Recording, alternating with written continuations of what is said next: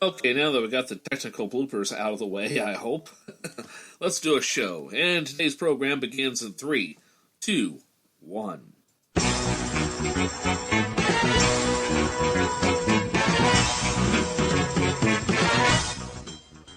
Coming up on this edition of the Daily Reflux, getting trash to curbside on Trash Collection Day should be considered an Olympic sport. I participated in Viper 2 this past Sunday, and my novella is now at novel length. Details on these stories, plus a whole lot more, await you on this edition of the Daily Reflux. We have to give some credit to the American people that they're somewhat intelligent and that they know the difference between an opinion show and a news show. Yeah. You're cynical. Look at that. Yeah. I am cynical because, You think we're bad for America? You think I'm bad for America? Yeah.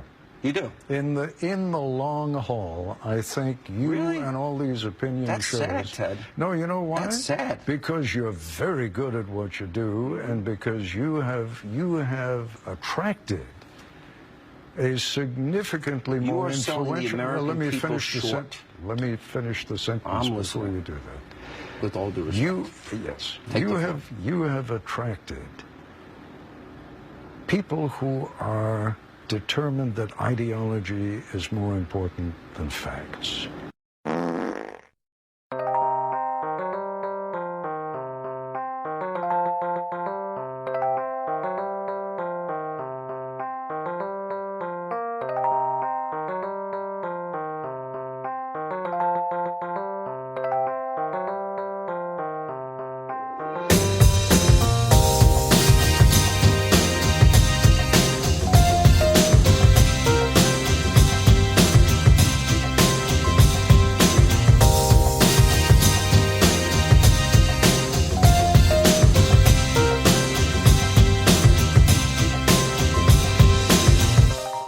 And a good Tuesday morning to you, my friends. Welcome to another edition of the Daily Reflux for Tuesday, March 28th, 2017. I'm your host, Joe Hafner, with you. And before we get very far into the program, I encourage you to check out my new website, which is continuing to evolve. That is joehafnermedia.com.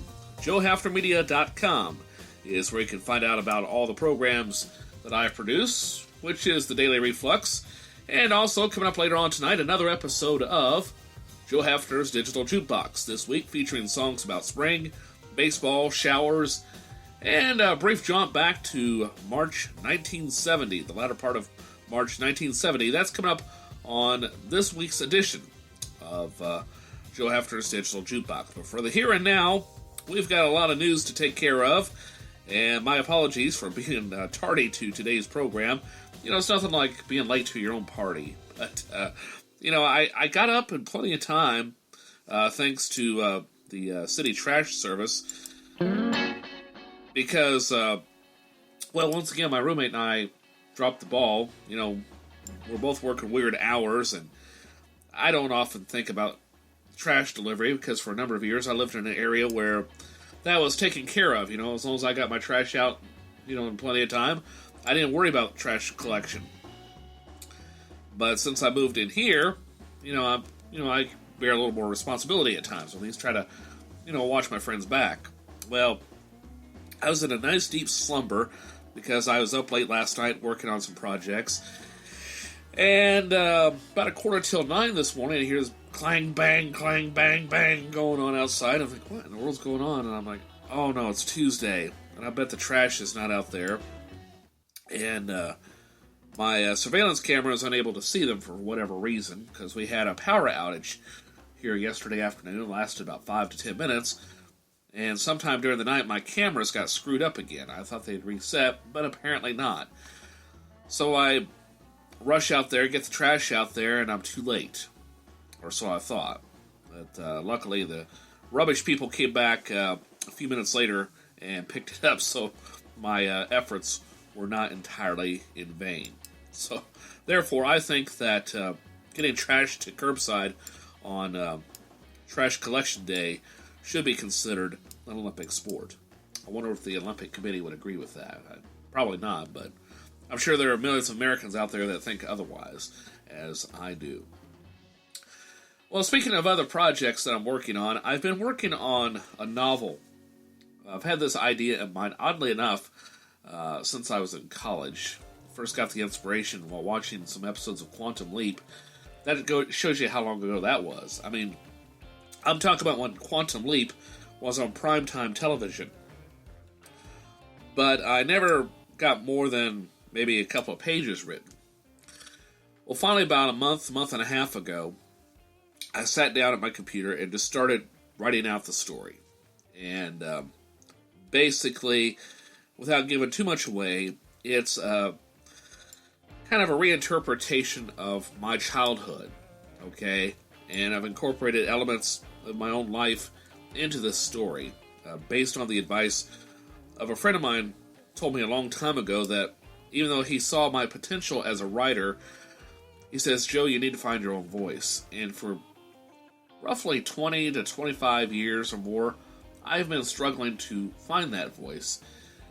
And I finally just decided I'm going to pour my heart into this story. Whether it gets a lot of publications, a lot of copies out there in print, get a lot of copies sold or not, I'll have the satisfaction of basically writing my autobiography to date. Now, granted, people will really have to know me to know the stories or the inspirations that I'm writing about. But I think it'll be interesting to see how this all pans together. Well, last week, or actually about 2 weeks ago, I reached a kind of a writer's block. I have an idea of where the story is going to go, but I kind of wrote myself into a corner.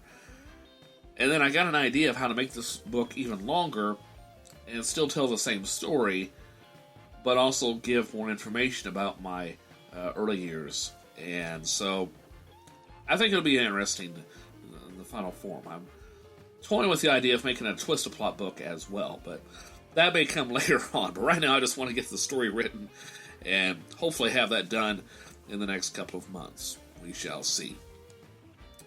Anyway, I'll keep you up to date on that and how that progresses as we get closer to publication time. It may be several months from now, but I am determined to get this story published at some point. This past Sunday, I participated in Viper 2 on Facebook. You remember Viper, the TV show Viper from the early 90s? The first season premiered on NBC in the 93-94 season. It was a mid-season filler in January of that year. It ran 13 episodes. NBC canceled it. They decided, this is not the direction we want to go. The show was expensive to produce, and the ratings weren't all that good for a major network to carry. So it went to UPN a couple of years later, ran 3 more seasons, and has had a strong cult following, despite the fact that the show is yet to be released on DVD officially. And I don't think it's even on television anywhere anymore. I haven't seen it for years. It used to be on the USA Network a long time ago. Well, anyway, a few years ago, I was just piddled around on Facebook one day, and as luck would have it, I came across one of the actors from that show, from the original Viper series. As a matter of fact, he's the only character to have survived the transition from the NBC program to the UPN program throughout the entire run. The actor's name is Joe Napote, and he's a great guy, great comedian. As a matter of fact, he was written a children's book a couple of years ago, which I have a copy of here. And Joe and I have talked, briefly a little bit on Facebook, and have kind of gotten to know each other, at least, kind of socially. And he's a real down-to-earth fellow, but real funny, too. And so I participated in it. And one of my questions, I asked a question, even though he didn't address me by name,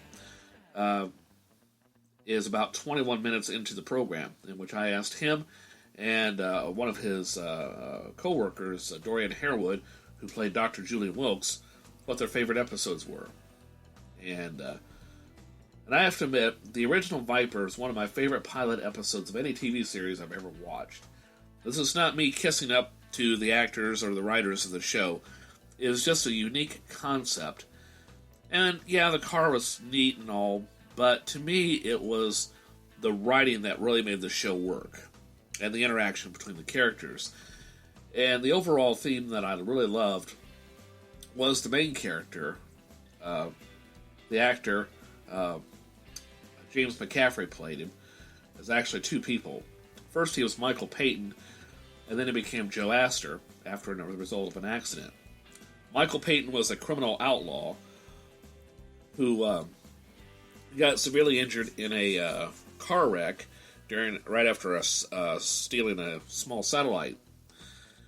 Well, during the recovery, this corrupt city government is looking for a driver for this Viper Defender car. Okay, it's a unique crime-fighting vehicle, and so the city government decides that, well, Joe's a good driver, or Michael's a good driver, but we can't have a criminal driving this thing, so let's give him a facelift, block his memory, and convince him that he is a police officer who got injured will be transferred to our city. Well, things were going well up until he ran into some of his old criminal buddies one night who abducted him and told him who he really was and who he really is, and Joe goes into this moral dilemma of what to do next. Well, he soon finds out that the city council is going to destroy the Viper Project because the mayor-elect has been bought out by this criminal outfit, and he gets murdered. Well, Joe decides to steal the Viper against Julian's objections, but they decide to work together anyway, and he becomes a vigilante. Now, I'm not advocating that you go out and be a vigilante, especially in this manner, but the basic theme throughout that first season was, who are you going to be? My favorite episode came right after the pilot episode, so if you have a chance to check it out, I don't know, there still may be episodes on YouTube, but my favorite episode is called Once a Thief, and I'm not going to tell you anything about it right now on this program, okay? We're just going to stroll past that part, because we have a lot of business to take care of today, and continue to talk about the Trump administration, and get to some opinions about the Affordable Care Act, some follow-up to that from yesterday's program here in just a moment. But in the meantime, I'm going to step aside and switch things over to the CBS News Desk and find out what the top story is, according to them, on this edition of the Daily Reflux. So I'm going to fade this out, and away we go. What's in the news? The fearless girl gets a reprieve. Bottom line is, she says women are strong. Women are here. I'm Steve Kaith in CBS News. Fearless Girl was a temporary statue placed to stare down the statue of the raging bull in New York's financial district. It was temporary, a financial company's way of highlighting the lack of women on corporate boards. She spoke to the moment, that sense that women were not going to live in fear. Mayor Bill de Blasio has now approved a permit that will keep the girl right where she is through next February. It's certainly a win for tourists who have flocked to it. They are transforming illegally the message of the bull. Arturo Piccolo isn't posing for pictures. He represents the Italian sculptor who made the bull. Now, this girl is confronting this supposedly that looks from a monstrous figure. That's an outrage. To take a great work of art and transform it. He says move the girl closer to the seat of financial power. It would serve its purpose like nothing else right in front of the New York Stock Exchange. The New York Stock Exchange represents most of those companies that have problem with equality. New York Congresswoman Carolyn Maloney would like to see the girl stay in front of the bull permanently. She has clearly struck a nerve. She has become an overnight sensation. Artist Kristen Visbal, who created her, says that would be fine. The world changes, and women are here. We're an integral part of the business community, and we're going to be even more important tomorrow. Now this. Oh no, I dropped it. It's broken.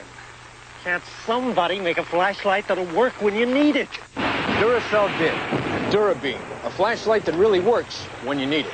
Durabeam's casing is as tough as a football helmet. The lens is shatterproof. It'll throw a light 50% brighter than ordinary flashlights. And obviously, it's weatherproof. Ask him how important that is. Durabeam from Duracell. It really works when you need it. Look what the computer wizards at Apple have come up with now. It has the power of these two computers, a built-in disk drive, It can run over 10,000 different programs. You get everything you need to hook it right up to your TV. You can even add a mouse. Introducing the Apple IIc. Now comes the real magic. You can take it home for under $1,300.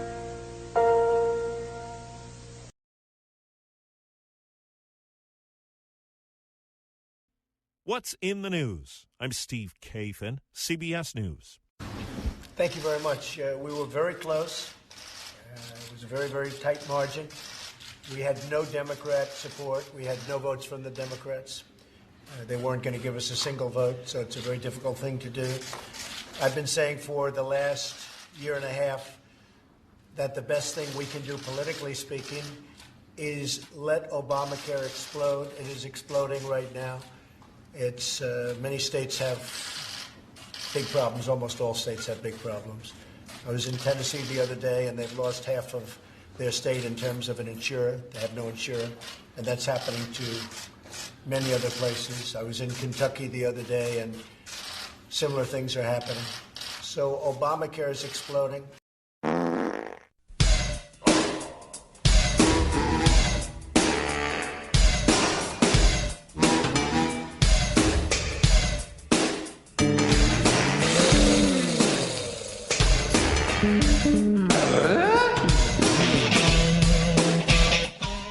This is the Daily Reflux for Tuesday, March 28th, 2017.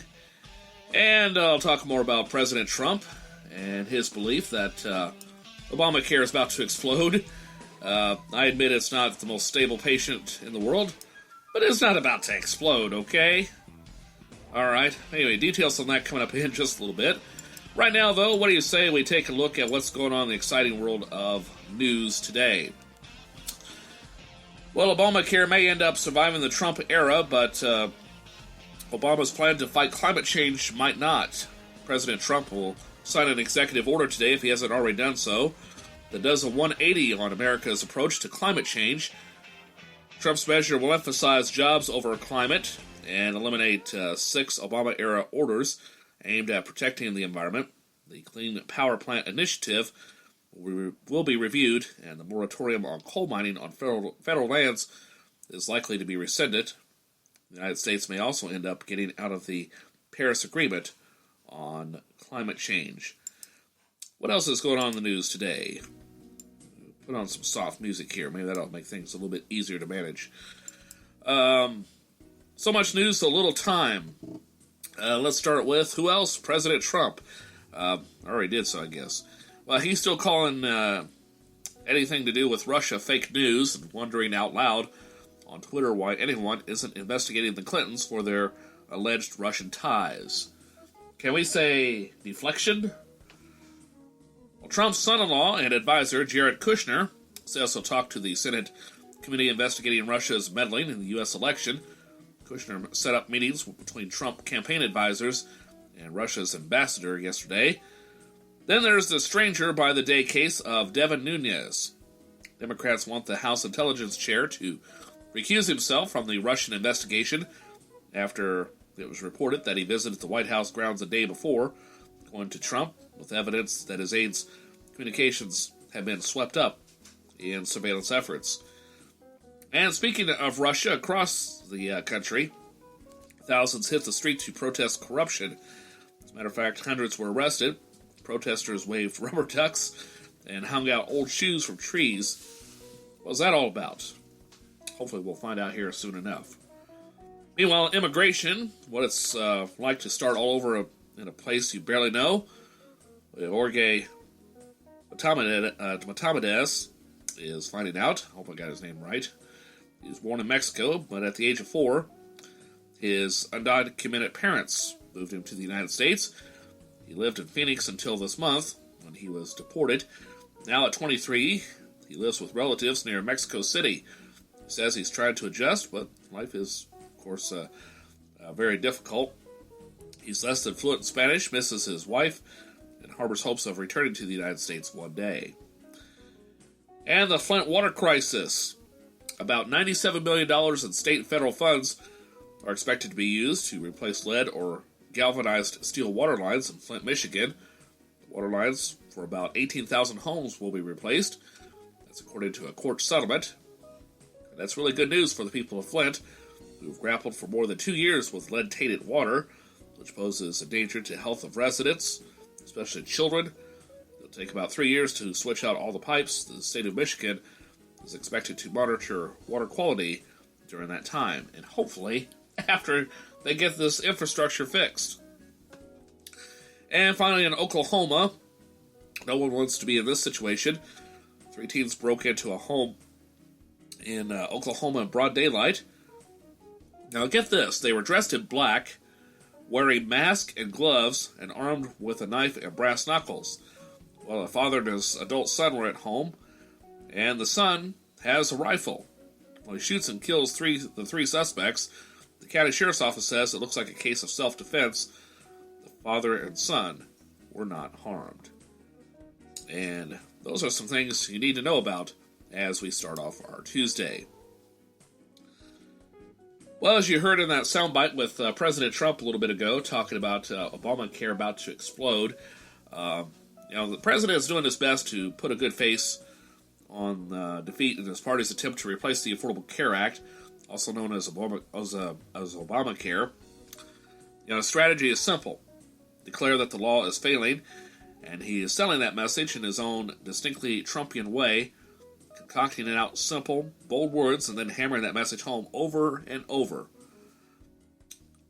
In other words, Obamacare will explode. Well, the best thing we can do, politically speaking, is let Obamacare explode, he said in the Oval Office last Friday after the GOP health care bill went down. Then on Saturday, on Twitter, he repeated his case, and the law does have its problems, I admit that, but it is far from exploding, using any reasonable definition of the word. Here's a quick rundown of what the Affordable Care Act, where it stands at right now.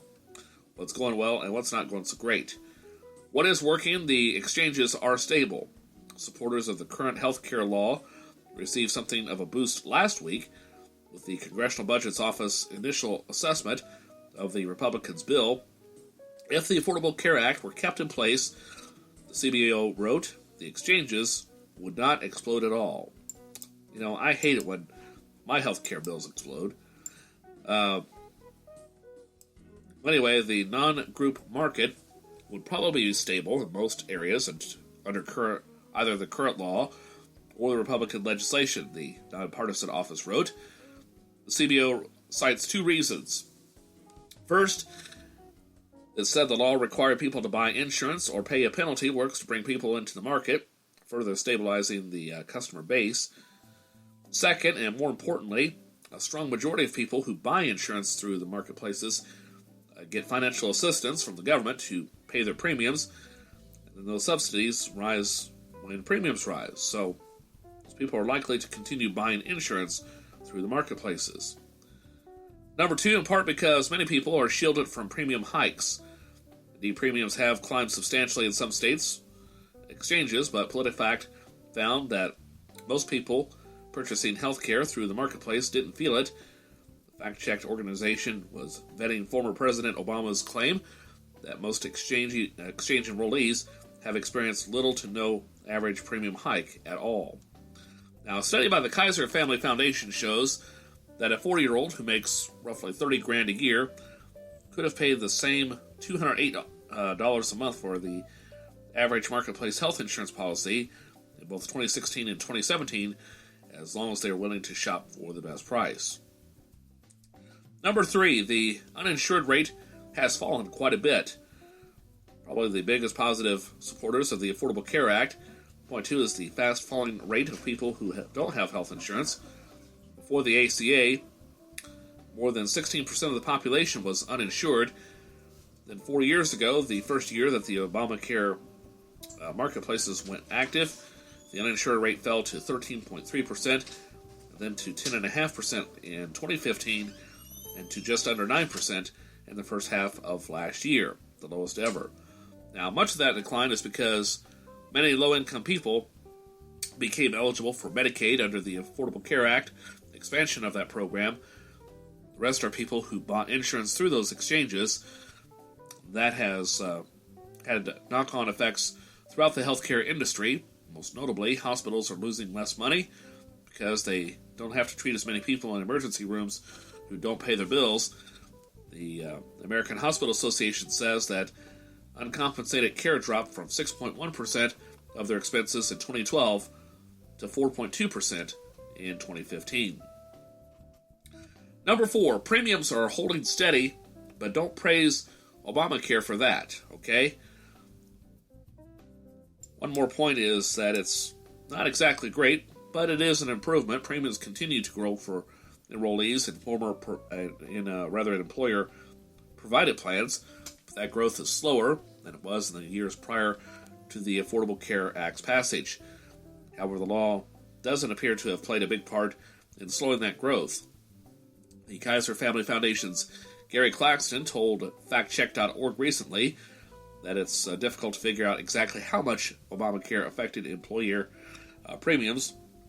There are so many moving parts, but he doesn't believe there's much of an effect.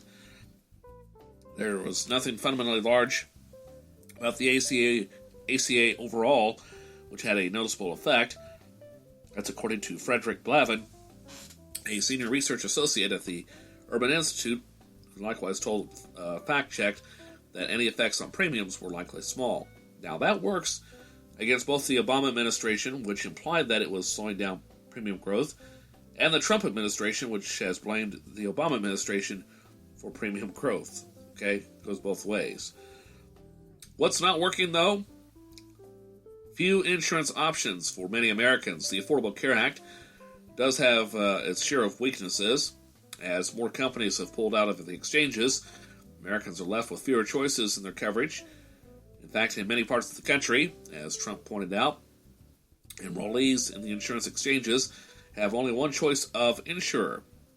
An analysis by the Kaiser Family Foundation found that 5 states, Alabama, Alaska, Oklahoma, South Carolina, and Wyoming, have only one insurance company selling policies on the Obamacare exchanges. The share of the population that has 3 or more companies to choose from fell from 85% in 2016 to 57% this year. The uncertainty over the future of the ACA exchanges has likely made the situation even worse. As a matter of fact, insurers have to decide in the next few weeks whether to offer policies on the federal and state exchanges for next year. Humana has already announced that it intends to leave the exchanges altogether. Number 2 on the negative part of this list is big premium hikes for many Americans. While it's true that many Americans in the exchanges, 64% according to the PolitiFact, haven't seen their out-of-pocket spending on premiums rise, about 1/3 did. Those premium hikes were steep in some states, such as Arizona, which saw its average premiums more than double.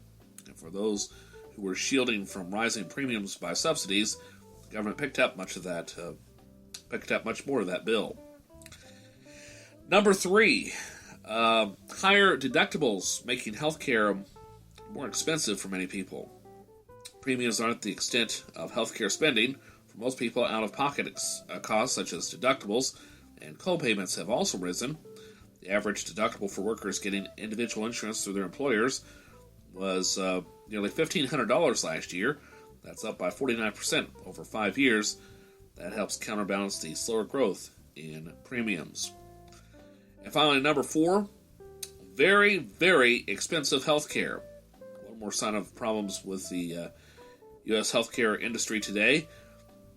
The United States spends much more on healthcare than other countries do, more than $9,400 per capita per year as of last year, compared to around $3,800 for other developed countries. That's not caused by the Affordable Care Act. This was a problem well before the bill was passed, but it's a sign that there is a lot that can be done to improve the United States healthcare system. So those are some pluses and minuses of the Affordable Care Act that I feel that you need to know about, okay? All right, what else is going on here? How about a breach in protocol?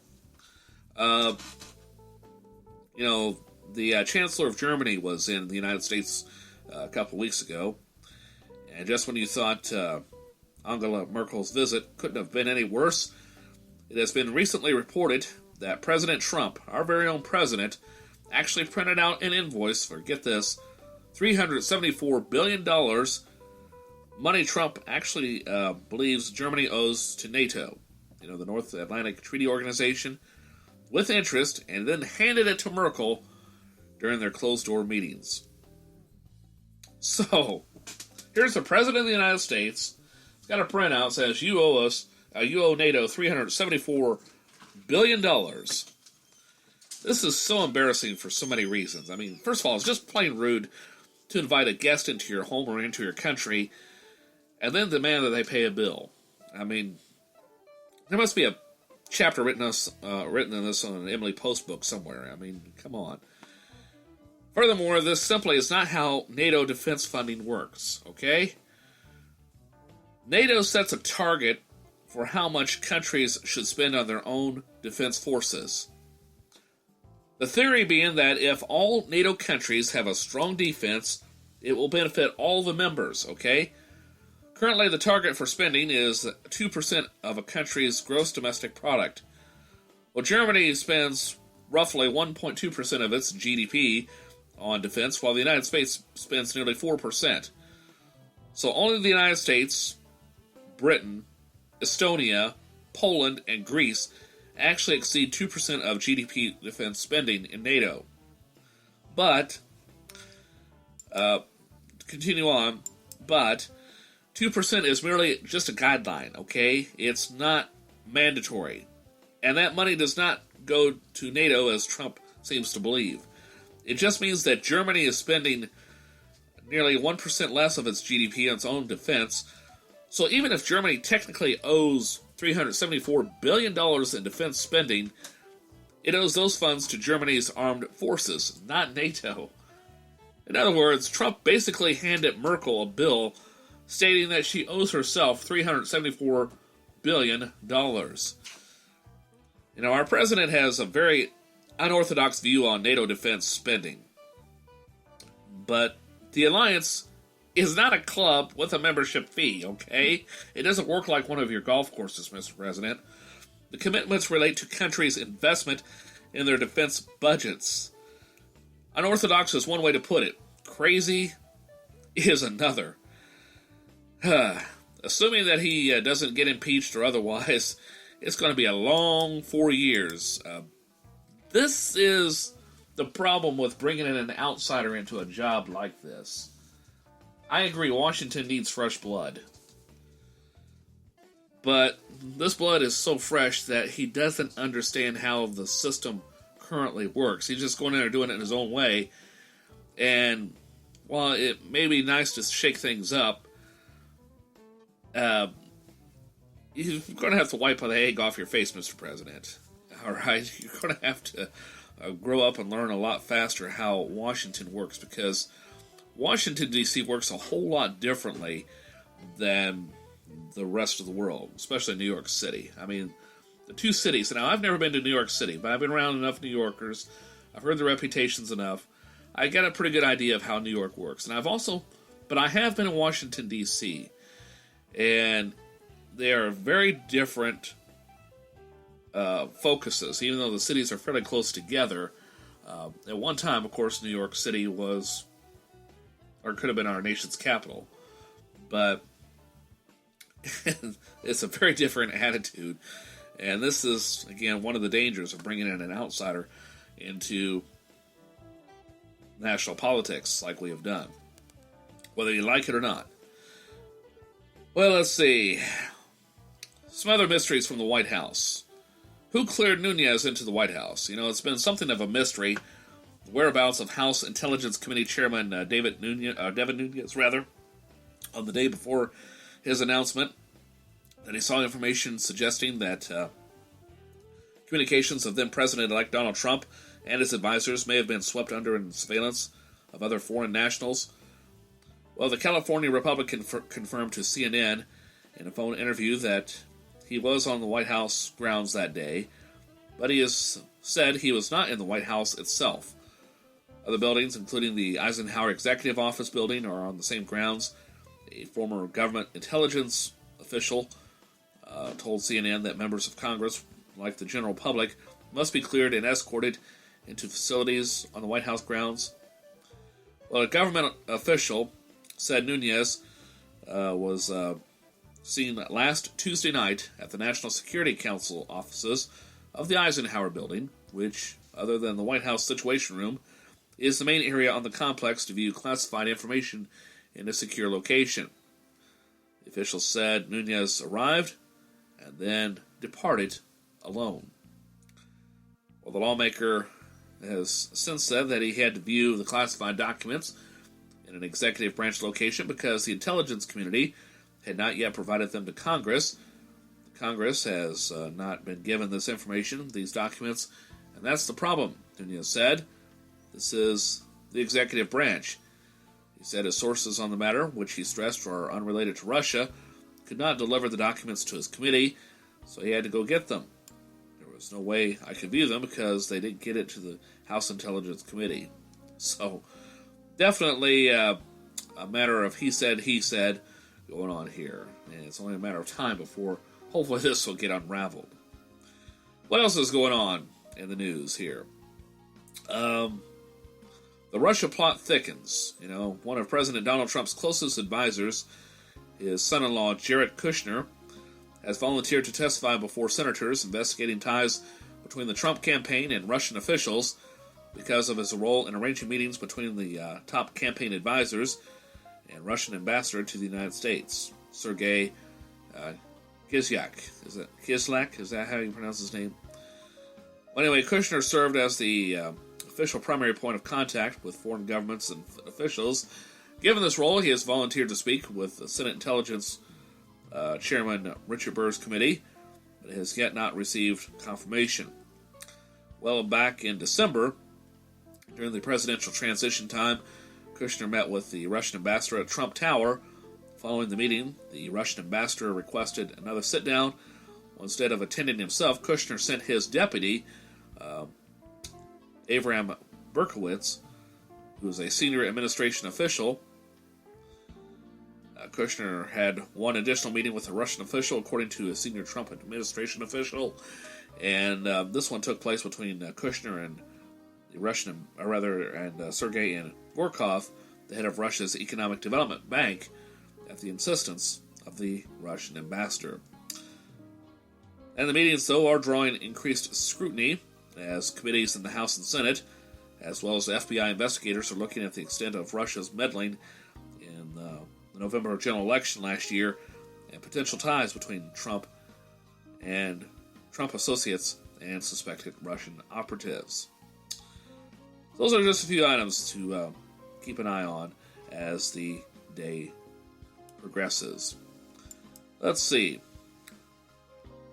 10 minutes away from 12 o'clock noon on this late start to the Daily Reflux. Had some technical issues at the start of the program. Looks like we got them resolved. I think we got them resolved. Hopefully we got them resolved. Have some news coming up for you in just a moment.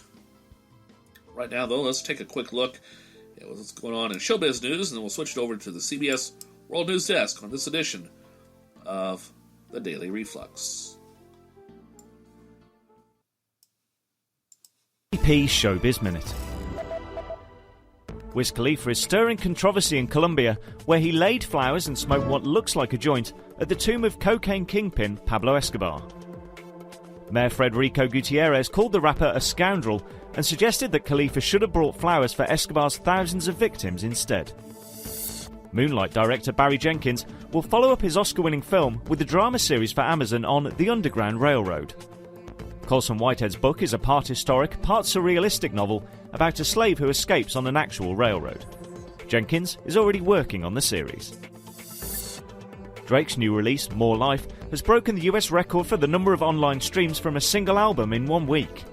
The rapper's album has 385 million streams across all platforms in its first week, beating the previous record holder, Drake. More Life is Drake's seventh consecutive album to debut at number 1 on the Billboard Albums chart. This is Matt Kemp with AP Showbiz Minute. We've challenged, and other organizations have challenged other organizations and businesses throughout the community to create works of art out of bras for women that we know and love in our community. pressure in Russia probe. The actions here of the chair rise to the level, certainly, of recusal. President to undo climate change curbs. Today, he'll repeal Obama-era regulations. Police officers shot in Miami. They were shot in an ambush-style attack. Good morning. I'm Steve Kathan. With the CBS World News Roundup, Democrats on the House Intelligence Committee are now calling on the Republican chairman to recuse himself from the investigation into Russia's actions during the election and ties to the Trump team. We're live with White House correspondent Stephen Portnoy. Devin Nunes revealed yesterday he was here at the White House complex when he learned that members of the Trump transition may have been subject to incidental U.S. surveillance. He told CNN he had to come here to meet his source. And needed a place that I could actually finally go because I knew what I was looking for and I could actually get access to what I needed to see. But the chairman's decision to tell the president, not his colleagues, what he had learned leads his Democratic counterpart, Adam Schiff, to call for Nunes to step aside. Given his role in the transition team and the events of the past week, it just has too much called into question whether he has the objectivity necessary to oversee this investigation. House Speaker Paul Ryan says he has full confidence that Nunes is conducting a fair and credible review. Steve? Well, Stephen, today the Kremlin said a Russian bank's meeting with Mr. Trump's son-in-law, Jared Kushner, was routine business. A Senate committee wants to ask him questions about that. In addition to meeting with the Russian ambassador, it seems Jared Kushner also had talks last year with the heads of Vnesheconombank, owned by Russia, subject to U.S. sanctions. The White House says Kushner has voluntarily agreed now to talk with the Senate Intelligence Panel as it reviews Russian interference in the campaign. Steve? Well, President Trump will act on a campaign promise today, rolling back environmental restrictions imposed under Barack Obama. CBS's Pam Coulter has more. The Natural Resources Defense Council's David Doniger calls the president's executive order an action plan for destroying the climate. The pollution from our power plants, from our cars and trucks, is changing the climate and hurting the health of people, of communities, of the whole planet. He called Mr. Trump and his EPA chief climate deniers who don't believe man's pollution is fueling the warming planet. A senior White House official says the president will erase his predecessor's executive orders on climate change and rescind the Clean Action Plan, which sets a target for reducing carbon emissions and encourages the use of alternative fuels. Pam Coulter, CBS News, Washington. Sanctuary cities are vowing to fight back against Trump administration plans to withhold billions in federal funding if local police refuse to help federal immigration agents. Darrell Steinberg is mayor of Sacramento, California. Those resources are important, but at what price? At what price do you put on fear? What price do you put on people's civil rights? Attorney General Sessions says the federal threat is not a hollow one. Such policies make their cities and states less safe.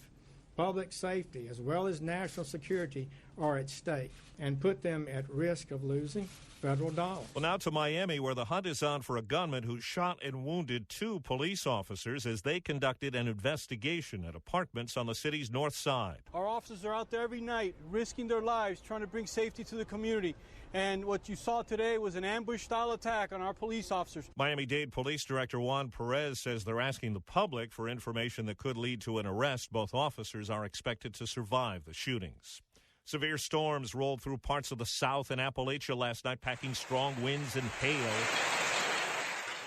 This man in the Nashville area says a lot of trees are down. Yeah, like it's dark.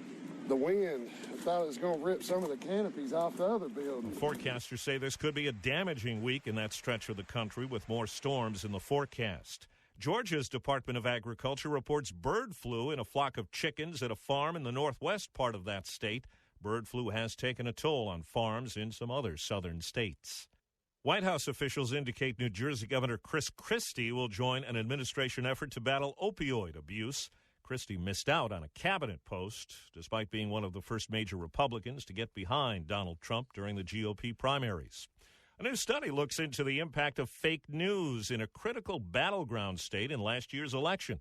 We're live with CBS's Vicki Barker. Hillary Clinton was ahead in the polls in Michigan, but she lost to Donald Trump. Now, analysts at Oxford University say fake news may have helped tip the balance. We saw real news shared at exactly the same rate as fake news, and in some contexts, fake news was actually more successful. Sam Woolley of the Oxford Internet Institute. Some of the misinformation was Russian in origin or drawn from unverified WikiLeaks reports, but the researchers say it's not clear if any political parties or foreign governments were actively involved. Steve? A woman says the TSA at the Dallas airport went too far over the weekend. We were treated with utter disrespect, as if we were criminals. Jennifer Williamson's 13-year-old son was given a pat-down even though he did not set off a body scanner, but because he left a laptop in his backpack. He was patted down excessively. They went over his sensitive areas a little more than necessary, especially given that he wasn't wearing bulky clothing or anything like that. Williamson, who posted video of the pat-down on social media, says her son suffers from a disorder which makes him sensitive to the touch. She says the hour-long delay caused them to miss their flight.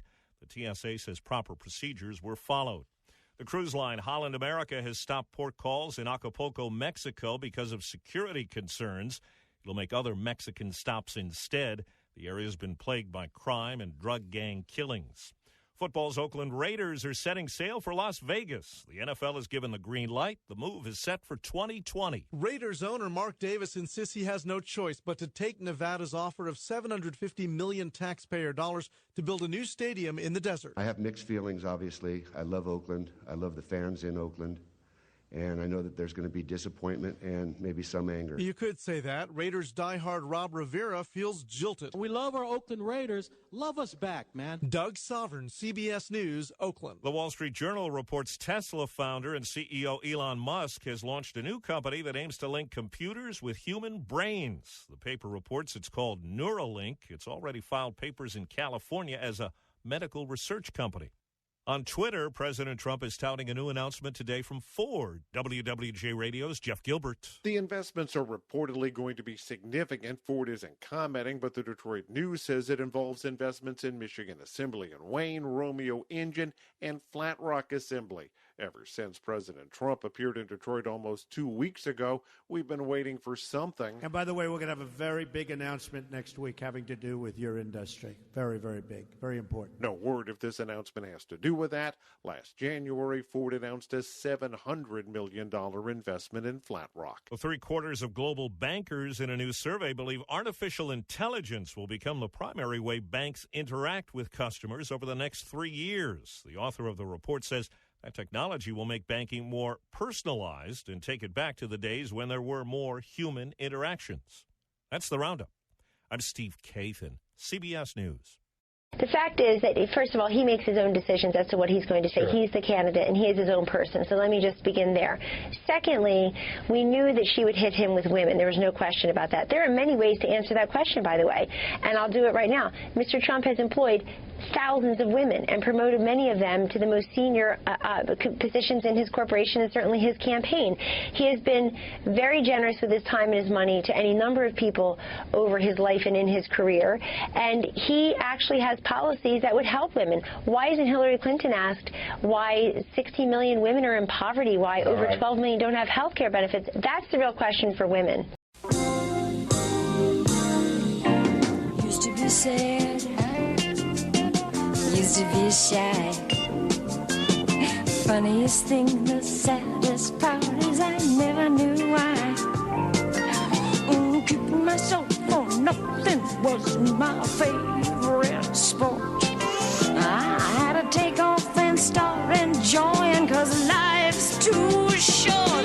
There's a new girl in town, 'cause I'm feeling good. Get a smile, got a song for the... Welcome to the Daily Reflux, my friends. Minute past 12 o'clock here in the Central Daylight Time Zone, the only time zone that matters to you and me. Coming up in just a little bit, I'll have the Dave Ross Show, as well as the Osgood File, and Marketplace News. A little bit late with the morning report, but we'll take care of that here in just a little bit.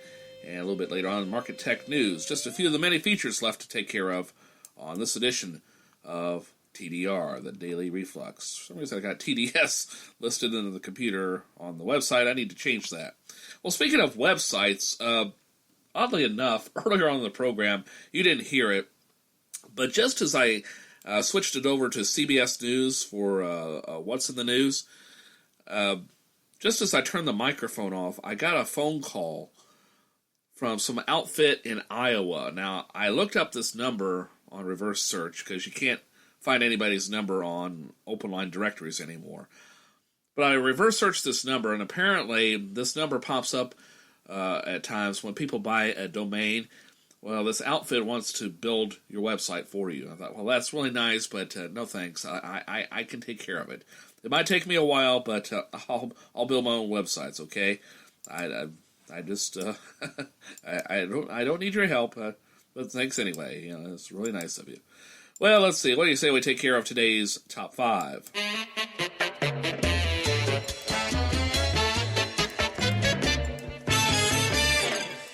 And today's top 5 topic is the top 5 teams you probably won't see in the Final Four. You know, of course, we're in the latter stages of March Madness. I haven't been following it as usual, so I have no idea who the contenders are at the moment. But here are some teams you probably won't see in the finals anyway. Just occurred to me, I forgot to bring in the drummer, so hold on just a moment while I find our drummer. He's always late to the party. I mean, you can count on him being here, but he's usually a little bit slow about getting things set up. And I don't know why. All he has is one snare drum that he has to worry about. Okay. Anyway, here we go. Here's today's top 5 list. The top 5 teams you probably won't see in the Final Four. Number 5, Texas Community Tech's Fighting Knitters. Yeah, you won't see the Fighting Knitters. The Fighting Knitters in the playoffs.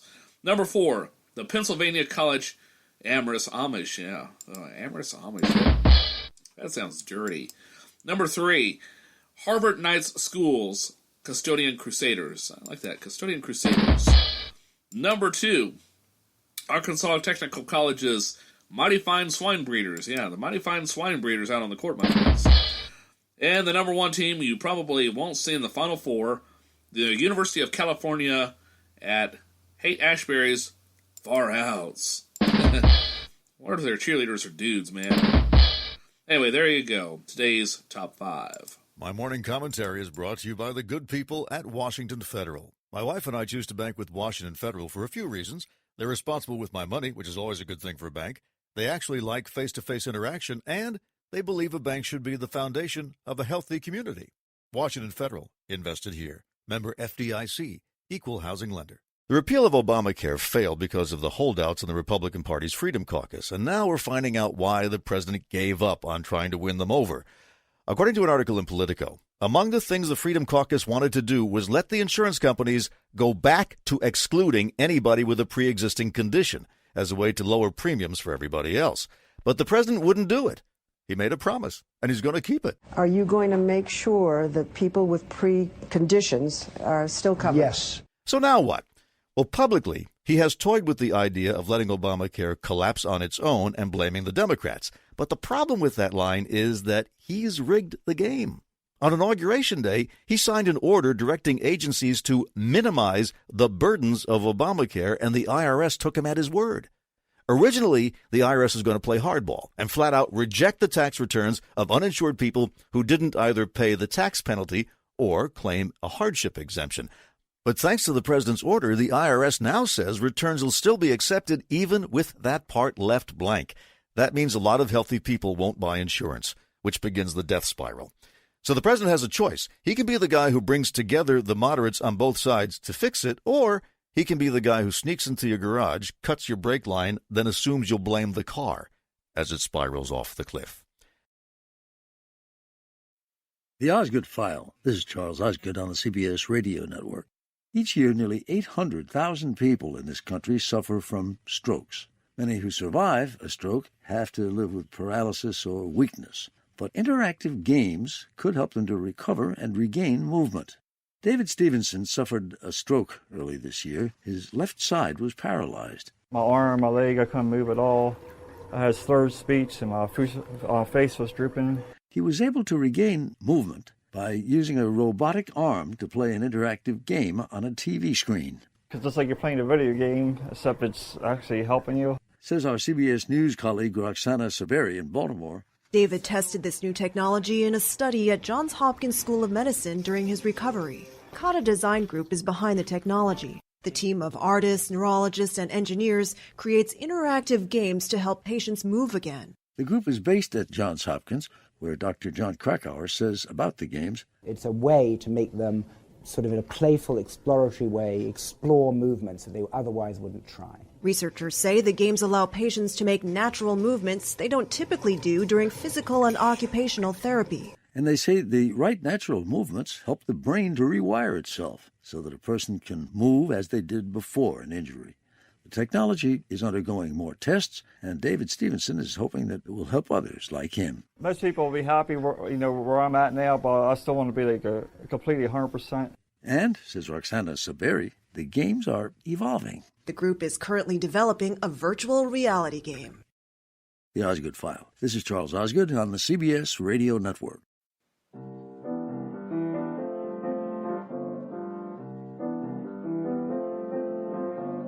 Tall and orange and rich and tubby, the boy from Mar-a-Lago goes walking, and when he passes, each one he passes goes. Asshole. Hurry back.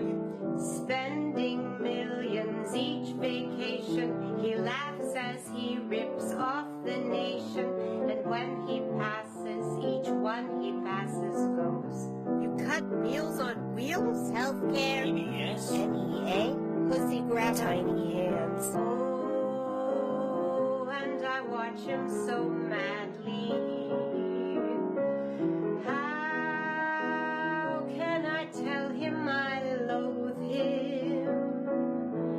Yes, while he's dining on lobster, and Melania stays in NYC, the bill comes not to him but me. How much money is he making from presidential golf vacationing at his own Mar-a-Lago by the sea? Oh, is he running the country? How can I tell if he's working? Yes, I would vote to impeach him. But each day when I walk to D.C., I can't find him, he's at the sea.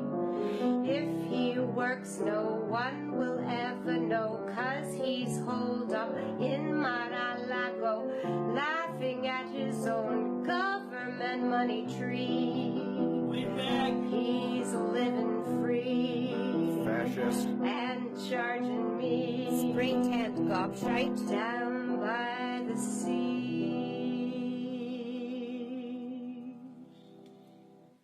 Bloviated shit gibbon.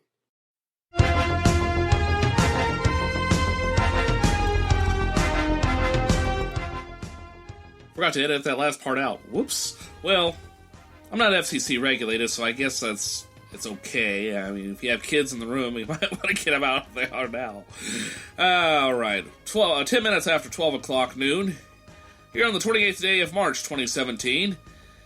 And before we get into the next segment, which is Marketplace News, I have a special feature from Mike Rowe coming up in a little while. Haven't heard from him in quite a while, have we? Anyway, what was I saying? Oh, yeah. Before I forget, and I nearly did, I want to pass along a birthday wish to a dear friend of mine, Meredith Curry, celebrating another birthday today, who is in Jefferson City and a friend of the network, and kind of a stepsister in a way. Anyway, happy birthday, Meredith. I hope you're having a great day, and that Pat, Jack, and Irene and all are taking care of you, as well as Sister Gina. And I said this on yesterday's program, but I'll say it again, also to former co-worker Jim Coyle, who's celebrating a birthday today. Easy for me to remember his birthday because his birthday fell on my parents' wedding anniversary. Who, if my dad were still alive today and my parents were still married, it would have been 47 years ago today that all got started. But won't go into the details about the wedding, although it is quite humorous. I may put that in my novel in some form. You never know. It's time for Market News. This Marketplace podcast is brought to you by Avast, dedicated to protecting people online against cyber attacks using next-gen threat intelligence. More than 400 million people and businesses trust Avast to keep them safe online. Learn more at avast.com. The future of U.S. airlines may be in China. From Marketplace in New York, I'm Sabri Benishore in for David Brancaccio. American Airlines is making a big bet on China. It's paying $200 million for what turns out to be quite a small stake in China Southern Airlines, the largest state-owned carrier there.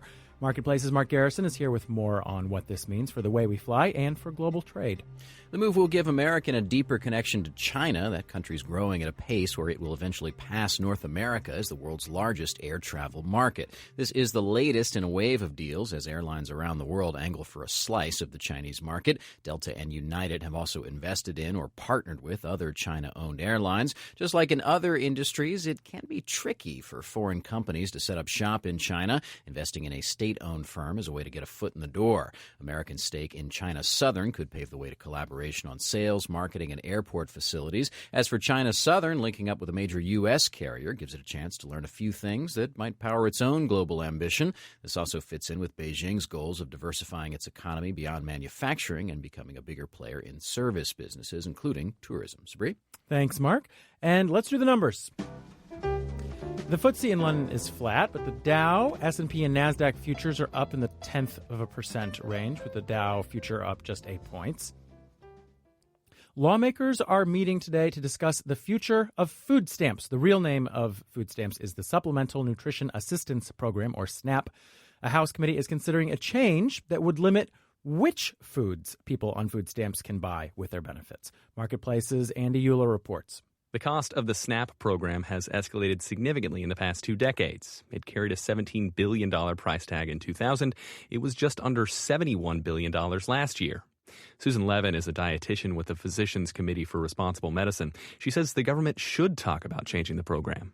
I think the conversation needs to be a little bit more creative than just, hey, eat more fruits and vegetables and call it a day. I think we need to talk about what people are actually buying with SNAP dollars. She says people are buying fatty foods and sugary soft drinks with their benefits. Diane Schanzenbach, an economics professor at Northwestern University, says there are some incentives for buying healthy foods, but it ain't easy. People shouldn't purchase as much sugar-sweetened beverages, and we shouldn't be subsidizing it. Well, it's a lot harder to change that behavior than it looks. Because she says most people in the SNAP program supplement what they spend on groceries with their own money. So if you can't buy those sodas with food stamps, you're likely just going to pay cash for them. I'm Andy Euler for Marketplace. One of the U.S.'s major exports is education. Yep, technically, international students purchasing U.S. education and coming here to study count as exports. They contribute almost $31 billion a year to the U.S. economy. There are 1 million of them enrolled in colleges across the U.S. But colleges are now reporting a drop in applications from other countries, citing the uncertainty around the Trump administration's travel and immigration policies. Some schools are taking steps to reassure students who are already here. From the Marketplace's education desk at WYPR, Amy Scott reports. Indiana State University in Terre Haute is typically pretty deserted during spring break. But on a cold afternoon earlier this month, several dozen international students gathered for lunch on campus. I feel for you in the fact that you're here at Indiana State University and not in a warmer climate. Chris McGrew is director of the Center for Global Engagement, which oversees the university's international programs. He, along with staff from Student Affairs and Public Safety and Admissions, hosted this lunch to answer students' questions and make them feel welcome. It was designed to be just a conversation, to send the message that, hey, we're thinking about you, we care about what's going on, so how you doing kind of thing. As the number of international students has grown on college campuses, it's become more common to keep a dorm open and some services running during breaks for students who can't easily go home. But this year, ISU encouraged its international students not to travel outside the country. We don't want a student to be caught up in something at the border and not be able to return and finish classes. Mustafa is a 21-year-old junior studying marketing. He comes from one of the 6 majority Muslim countries affected by the Trump administration's latest travel ban. For his own protection, he didn't want to say which one. The jokes of "you are getting deported" start popping up more and more, and they are usually followed with, "oh, I'm just joking." But I feel like to all jokes there is a hint of truth in them. Mustafa no longer plans to return home this summer for fear of not being able to come back. He also worries his family won't be able to come see him graduate next year. They had helped me throughout my whole time here, and them not being here to see me walk across the stage was the most hurtful and scariest part of it all. Peggy Blumenthal with the Institute for International Education says other colleges have set up hotlines and special counseling sessions or offer legal help. They're also working with faculty and domestic students to make sure that they go out of their way to make these students feel comfortable. In a recent survey, almost 40% of colleges reported a drop in international applications. Colleges rely on those students not just for diversity, but for the full tuition they often bring. Schools have also taken the marketing to Twitter with the hashtag #YouAreWelcomeHere. I'm Amy Scott for Marketplace. What's in a name? Millions. Researchers from the University at Buffalo in New York and Finland's University of Oulu found that investors will allocate more money to hedge funds with serious names that have gravitas, names that include words signifying knowledge or a continent. Asia, prodigy, Newtonian, dynamic.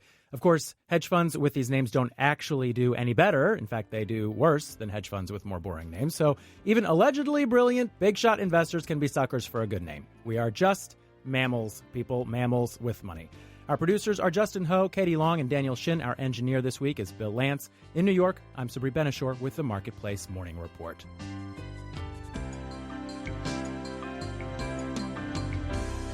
From APM, American Public Media. And you're listening to the Daily Reflux on the 28th day of March 2017, now at 18 minutes after 12 o'clock. And rolling on with the program, we'll check in with Mike Rowe in just a few seconds. Right now, though, a story from the state of Tennessee I wish to read to you. Tennessee just stepped into a big pile of PR nightmare. Seems that last November, 17-year-old Hannah Eimers died in a fatal car crash. That's usually how it works. Well, her car went off the road, crashed into a guardrail, but didn't crumple or redirect the car like it was supposed to. Instead, the guardrail punctured the car, slammed into Eimers, and then pushed her into the back seat. Of course, she died instantly. Well, the state of Tennessee's official response was to send her father a $3,000 bill for the guardrail. How thoughtful. Stephen Eimers called the bill tasteless and emotionally tone-deaf. Ironically, only a week earlier, the state had decided to stop using that specific type of guardrail over concerns about how it performed in crashes over 45 miles per hour. The speed limit on the road where Hannah Eimers died was 70 miles per hour. Well, Mr. Eimers refused to pay the bill, and to their credit, the Tennessee Department of Transportation has since apologized for sending the bill, saying it was a mistake somewhere in processing, and the family doesn't have to pay it. The department says it doesn't usually send bills in fatal accidents, but there are still 1,000 of the guardrails that killed Hannah Eimers lining Tennessee's roads, and Stephen Eimers wants them all replaced, calling them horribly designed, and he says the Department of Transportation in the state says it will be removing the guardrails from roads with speed limits greater than 45 miles per hour. So, wow. Bad enough losing a loved one, and then government sends you a bill saying, you owe us $3,000 for that guardrail, which we're going to replace anyway. Wow. Only in America, my friends. Well, only on planet Earth, I suppose.